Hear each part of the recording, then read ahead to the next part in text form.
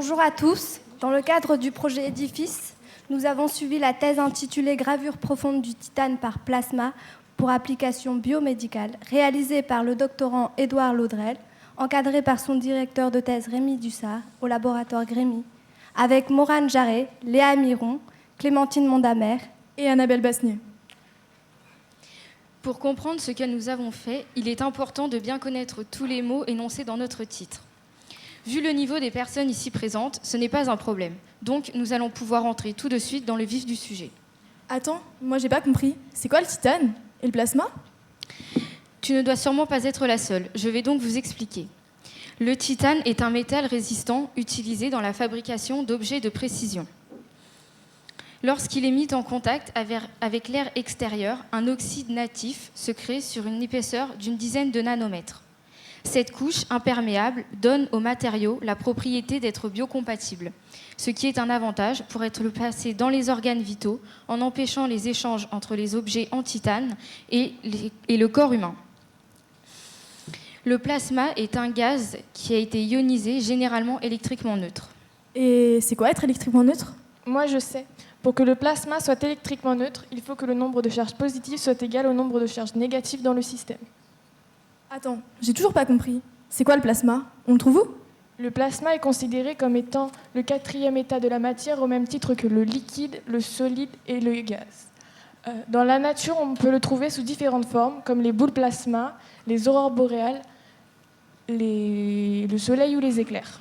Dans la vie de tous les jours, on l'utilise dans l'éclairage, notamment avec les tubes néon colorés et les lampes. Et pourquoi on fait de la gravure ? Dans les années 1940, les ordinateurs prenaient des salles entières. Maintenant, notre téléphone est plus performant. Les différents procédés de fabrication de microélectronique, comme la gravure, ont permis de réduire la taille des objets électroniques afin de fabriquer des petits circuits intégrés. Maintenant que nous avons fait un point sur les notions à connaître, nous allons aborder nos réalisations. Le but de la gravure de titane est de réaliser un plot permettant la connexion électrique entre deux zones d'un dispositif électronique.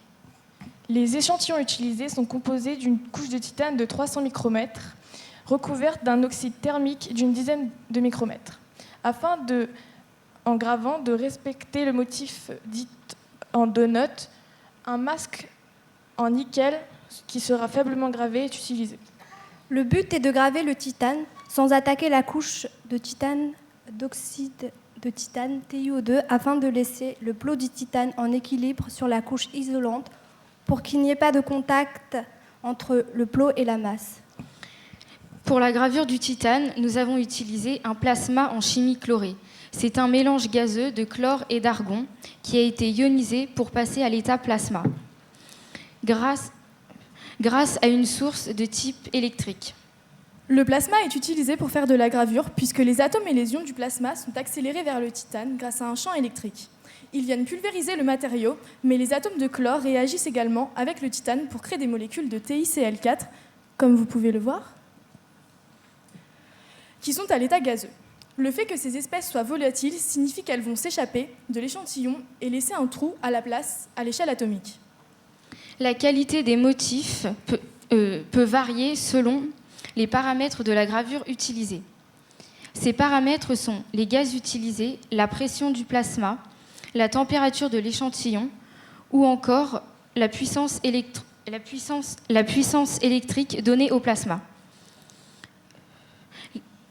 Et les défauts qui peuvent apparaître lors de la gravure sont des poussières présentes sur l'échantillon ou encore de la matière organique comme des cheveux ou de la peau. Au cours de cette année, nous avons découvert la salle blanche ainsi que les procédures pour y rentrer. Puis nous avons analysé des échantillons de gravure de titane par microscope électronique à balayage que nous allons vous présenter par la suite. Et pourquoi tu dis que la salle elle est blanche ? Parce qu'elle n'est pas noire. Ah mais non, je me souviens, attendez. Dans la salle blanche, nous devons porter un équipement spécial, comme vous pouvez le voir sur la photo, qui comporte une combinaison, des gants, une charlotte et des surbottes. En cas de manipulation spéciale, nous devons rajouter un masque, des lunettes et des surbottes. Car les cellules de la peau pourraient empoussiérer la salle ou compromettre les résultats de nos échantillons. Pour que nos conditions expérimentales soient toujours les mêmes, La température, l'humidité et l'empoussièrement de la salle sont contrôlés et régulés. La machine que nous avons utilisée, comme vous pouvez le voir, est un réacteur plasma qui est placé en salle blanche pour que nos échantillons ne soient pas pollués par l'air extérieur. Pour observer le résultat d'une gravure, nous utilisons le MEB, qui signifie microscope électronique à balayage. Cette machine possède un sas dans lequel on insère le carrousel. Le carrousel est formé de plusieurs couches, d'un socle sur lequel se trouve un scotch double face et de l'échantillon de titane sur le dessus. Grâce au MEB, on peut créer une image de la gravure, comme l'image présentée à droite, grâce à un faisceau d'électrons. Une petite conclusion avant de partir, non? Bien sûr, le but de la thèse est d'utiliser les méthodes que nous venons de vous présenter pour des applications biomédicales, avec le titane qui est biocompatible et biostable. Ces applications peuvent être pour l'orthopédie, la dentisterie, la chirurgie ainsi que la cardiologie. L'objectif final de ce projet est de miniaturiser des stimulateurs cardiaques, appelés aussi pacemakers, afin qu'ils soient directement implantables dans le cœur, au niveau du ventricule gauche et du ventricule droit. Merci de votre attention.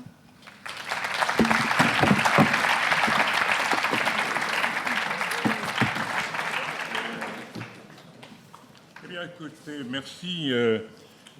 Voilà un travail qui va intéresser tout le monde, et en particulier les papis et les arrière-papis, parce qu'on a pu voir des prothèses, des pacemakers, beaucoup de clients, même parmi tous les jeunes qui sont là, il y a des clients potentiels pour l'avenir. Donc, bravo pour ce travail. Je voudrais demander aux élèves comment ils ont vécu toute cette année. Alors, cette année a été très enrichissante pour notre culture scientifique, car nous avons pu découvrir un laboratoire, mais aussi une salle blanche et les procédés pour y rentrer. Et nous avons pu découvrir une thèse qui va avoir des conséquences après, si le résultat est trouvé, et pourrait faciliter la vie de beaucoup de personnes portant un pacemaker. Très bien. Et ce jeune doctorant a-t-il réussi à piloter correctement cette équipe? A-t-il réussi à expliquer simplement des choses un petit peu compliquées à ces jeunes élèves?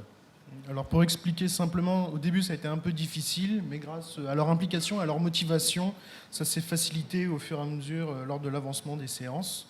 Donc je pense que maintenant, elles ont mieux compris ce qu'elles ont fait. Et je pense qu'elles sont prêtes pour continuer derrière, j'espère. Bravo. Voilà donc une très belle illustration d'un travail en équipe où finalement, ce sont les élèves qui, quelque part, ont stimulé et aidé le doctorant à trouver la bonne méthode et le bon chemin pour l'expliquer. Bravo.